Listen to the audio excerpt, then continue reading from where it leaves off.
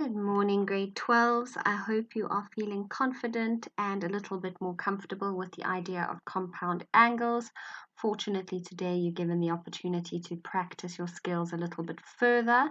So let's jump straight into it by revising the 4 compound angles. We have 2 for cos, we have 2 for sine. By now you should be familiar with them, and we're going to use them in the next example and the next exercise 4.3. So this example is taken from exercise 4.3, but there is another example just before the exercise on page 135 that you must read over so that you have ample exposure before you tackle the exercise yourself.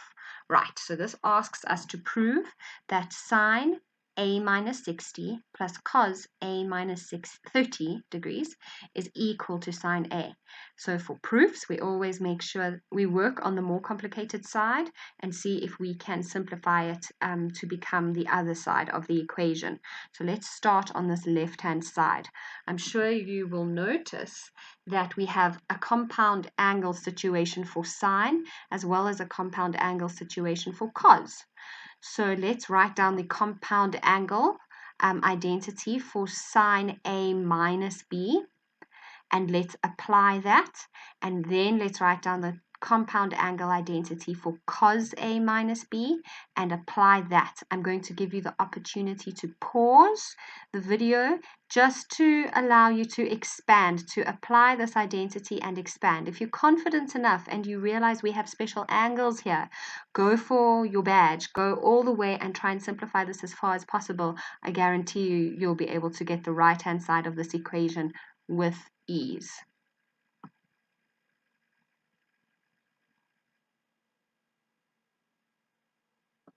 Right, hopefully you managed. If not, here the working out is. Once you've expanded the left-hand side of this equation, you'll see that we can replace A with the letter A. So we're not replacing it at all, but we are replacing our B in our identity with 60 degrees to give you this line. If you look at it slowly and carefully, I'm sure it will all make sense.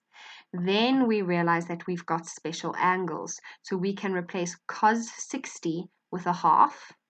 Then in the next term, sine 60 is replaced with root 3 over 2. Cos 30 is replaced with root 3 over 2, and sine 30 is replaced with a half. Now you should see that a sine, now let's consider our like terms. We have a half of sine at the front of this line, and then a half of sine at the back.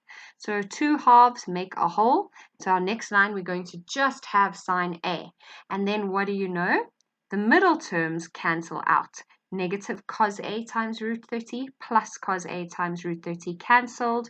So we're left with 1 sine A, which is equal to the right-hand side. It's as easy as that. It may get a little more complicated, but not too much. Let's look at the next part of this question. It says hence. Hence means use what you have just proven. Use the simpler side of what you have just proven to in this upcoming question. So hence, show that sine 20 plus cos 50 equals cos 10. Well, let's have a look. Is there any correlation to what we've just proven? If we have an A minus 60, how can we link that up to 20 degrees? If we replace sine 20 degrees with sine A minus 60. Again, there's a cos 50 degrees, but what we know is that we had a cos A minus 30. What could we replace A with to make all of this true? I'm sure you realize if we replace A with the number 80, it will make complete sense. So the left-hand side is making sense if you replace A with 80 degrees.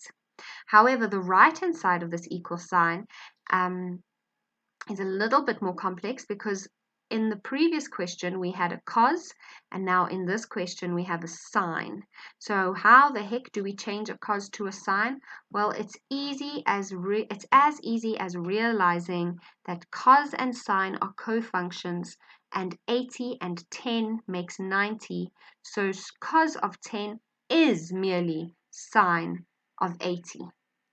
And Once you sub in all those 80s, you have proven it. And that is that. On to exercise 4.3, you go.